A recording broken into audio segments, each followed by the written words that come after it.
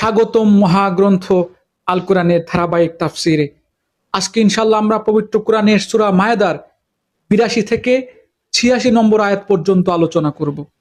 এই আয়াতগুলোতে মহান আল্লাহ রাব্বুল আলামিন বলেন, لتجدن أشد الناس عداوة للذين آمنوا اليهود والذين أشركوا ولتجدن أقربهم مودة للذين آمنوا الذين قالوا إنا نصارى ذلك بأن منهم قسيسين ورهبانا وأنهم لا يستكبرون।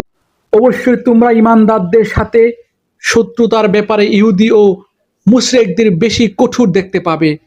অপরদিকে মুমিনদের সাথে বন্ধুত্বের ব্যাপারে তোমরা সেসব লোককে কিছুটা নিকটতর পাবে যারা বলছে আমরা খ্রিস্টান। এটা এই কারণেই যে তখনও তাদের মধ্যে ধর্মীয় পণ্ডিত ব্যক্তি ও সংসার বিরাগী ফকির দরবেশরা মজুদ ছিল।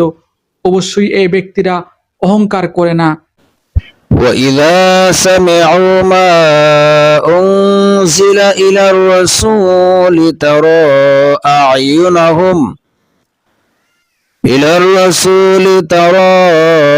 أعينهم تفيض من الدمع مما عرفوا من الحق يقولون ربنا آمنا فاكتبنا مع الشاهدين। রাসূলের উপর যা কিছু নাজিল করা হয়েছে তা যখন এরা শুনে তখন সত্য চেনার কারণে তুমি এদের অনেকের চোখে দেখতে পাবে অশ্রু সজল।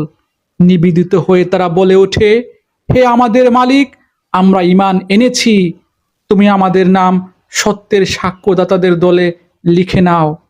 وما لنا لا نؤمن بالله وما جاءنا من الحق ونطمع أن يدخلنا ربنا مع القوم الصالحين। আল্লাহ তাআলার কাছ থেকে আমাদের কাছে যা কিছু সত্য এসেছে তার উপর আমরা ঈমান আনবো না কেন? অথচ আমরা এই প্রত্যাশা করি যে আমাদের মালিক আমাদের সৎকর্মশীলদের দলভুক্ত করে দেবেন।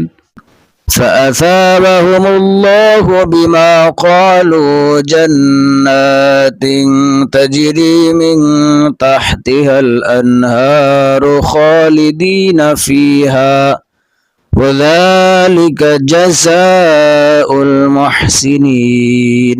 অতঃপর তারা যা বলল সেজন্য আল্লাহ তাআলা সন্তুষ্ট হয়ে পরকালে তাদের এমন এক জান্নাতে দান করবেন যার তলদেশ দিয়ে অমীয় ঝর্ণা ধারা প্রবাহমান থাকবে, সেখানে তারা চিরস্থায়ী হবে।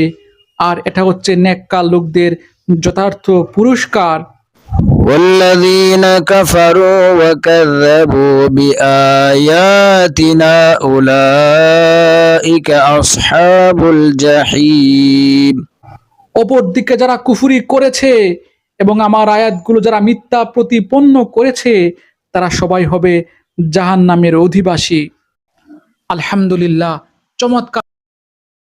এই আয়াতগুলোতে আল্লাহ তাআলা মানুষের ভেতরের প্রকৃত মনোভাব ও বিশ্বাসের ভিত্তিকে বিভাজন করেছেন।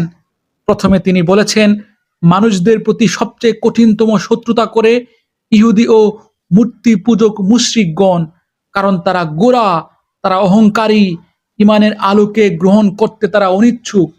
অপরদিকে যারা বলে আমরা খ্রিস্টান, তাদের অনেককেই মুসলমানদের প্রতি ভালোবাসায় নতজানু দেখা যায়, কারণ তাদের মাঝে এখনো অনেক আলেম সাধক আছেন যারা সত্যকে খুঁজেন, সত্যকে জানতে চেষ্টা করেন, সত্য শুনে কাঁদেন এবং বিনয় সহ সত্য গ্রহণ করেন। যারা এইভাবে কুরআন ও রাসূলের প্রতি ঈমান আনে আল্লাহ তাদের জান্নাতের সুসংবাদ দেন। পক্ষান্তরে যারা সত্যকে অস্বীকার করে, যারা অহংকার করে ইসলাম গ্রহণ করতে, আল্লাহ ঘোষণা করেন তাদেরকে অবশ্যই জাহান্নামে অধিবাসী হতে হবে। এই আয়াতগুলো আমাদের শিক্ষা দেয় ধর্মীয় পরিচয়ের চেয়ে হৃদয়ের বিনয়, সত্যের প্রতি আগ্রহ, সত্যের প্রতি গ্রহণযোগ্যতার মানসিকতা ও আল্লাহর পথের ইচ্ছাই হচ্ছে সফলতার মূল। প্রকৃত মানুষের পরিচয় হচ্ছে সে সত্য গ্রহণ করতে সবসময় আগ্রহী থাকে। তাই সত্যকে জানার পর, সত্য পাওয়ার পর সে সেটিকেই মুক্তির পথ হিসেবে গ্রহণ করে। আর যারা সত্যকে জেনেও অস্বীকার করে তাদের জন্য ধ্বংসই। আল্লাহ রাব্বুল আলামিন আমাকে সহ আপনাদের সবাইকেই আজকের এই আলোচ্য আয়াতগুলো শিক্ষার হৃদয়ে ধারণ করার তৌফিক দান করুন। এই প্রত্যাশা আজ এখানে শেষ করছি। ধন্যবাদ।